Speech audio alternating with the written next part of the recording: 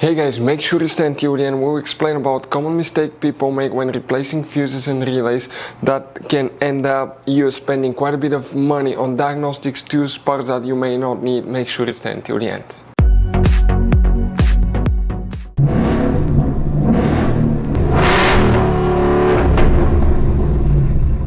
Hey guys, welcome back to Free Car Repair. Thank you guys for watching and subscribing to the channel. Today will be super helpful video to any of you having a Ford Explorer, that generation here from year 2011 to year 2015. If you have a problem where the transmission is stuck in park, you wonder what causes that, how you can guys fix it.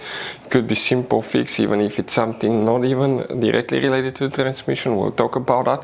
Also, we'll put a link in the description of the video below for your convenience, where you can buy cheap parts and tools. That way do not waste money and time. Check it out guys, so let's start on it now. So before we start, let us tell you guys a little bit about us. Every single car we get here at the garage, we try to make at least 200 to 300 free repair videos.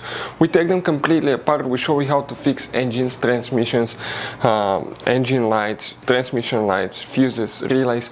Why we do all that guys? Because our mission in the shop is to save you as much money as we can. All we need in return, please subscribe to the channel, like the video, that way we can keep making these free videos. By the way, check out our YouTube channels. We have guys more than 15,000 free repair videos that can save you thousands of dollars in future repairs. So let's go ahead and start on it now. So, if the transmission is stuck in park, what can cause that now guys? We will demonstrate on this generation Ford Explorer right here. It could be multiple things, but what you want to check first is transmission fuses, engine computer fuses, fuses for ABS and traction control module. We'll talk about that in a second. Shifter fuses guys, because it could be super simple fix. First we need to go ahead and open the driver door, and here you need to come in the footwell compartment on the driver's side, come behind the parking brake panel and look up in the dash. On the left side you have a cover like this one. Press these two tabs, remove the cover, and you're going to find a fuse box with a layout like this one here. Before we continue, let's explain quickly why it's always a good idea to test fuses and relays. So let me explain why it's super important guys to test fuses. Fuses, not often you can see if they're burnt or they're good. Sometimes they may seem perfectly fine, you think it's a good fuse, you put it back in and you end up spending money and time on parts and problems that do not exist guys, when all you had to do, test your fuse, find out it's bad, replace it, fix your problem. So we will have a video how to test a fuse, okay, different kinds of fuses, and how to test relays guys. We're going to put the link in the description of the video below specifically to that video. Please check it out. So here guys, what do we need to check? Two fuses, then we need to go to a different fuse box and check quite a few more. The fuse that we need to check now, okay, is known as fuse 41. This fuse will be that 7.5 amp fuse here. You need to check fuse number 18 right here. Next you need to open the hood. Once you open the hood, that's your car battery. On the driver's side, that's the main engine fuse box. Press the two tabs, lift the cover, and you have that layout here. Let's zoom in a little bit. Here, okay, let me fit in the screen. What we need to check here, we need to check fuse number 56 now. So 56, if you have it, it will be right here. You may not have all of them, depending on which engine and transmission you have as well. Fuse 90 will need to be checked right there. We need to check fuse 67, 68, 69 and 70. Okay, all these fuses will need to be checked. Also check fuse 86 right here. Now you need to check relay 66 for the powertrain control module.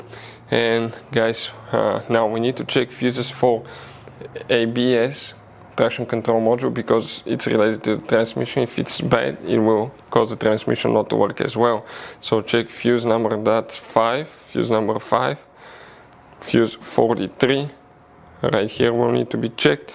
Then you need to check fuse 59, which in that case is 56, 57, 58, 59 right here. After that you need to check 92 guys, that fuse here.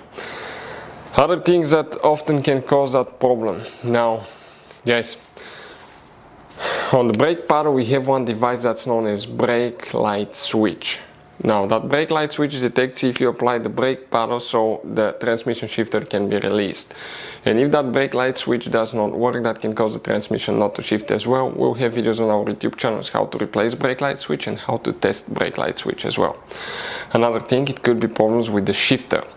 Now, if the transmission doesn't want to shift at all, make sure you don't have ABS, traction control or advanced track warning on the dash. That can prevent it from shifting as well. Next, it could be other things as well, except the transmission shifter. It could be mechanical or most likely electrical problem in the transmission. In the transmission you have shifter solenoids. You have multiple ones, probably about 8 of them. So those shifter solenoids, guys, okay, what they do, they look like this one. Let me show you. I have one, okay, that looks kind of like that, almost the same. Oil goes through different canals. So if you want to see how to test shifter solenoid, how to replace transmission shifter solenoid, we'll have videos on the channels. Other things that we've noticed could be transmission valve body as well, guys. But first check fuses, brake light switch, check codes. Make sure ABS, advanced traction control light is on, then go to the transmission shifter and from there go to the transmission, guys. Those are the most common things we see at the garage. So guys, by the way, you have all kinds of different fuses, relays, circuit breakers, and check under the hood. It's even more complicated, guys. And even you have some special fuses, okay, like this one right here.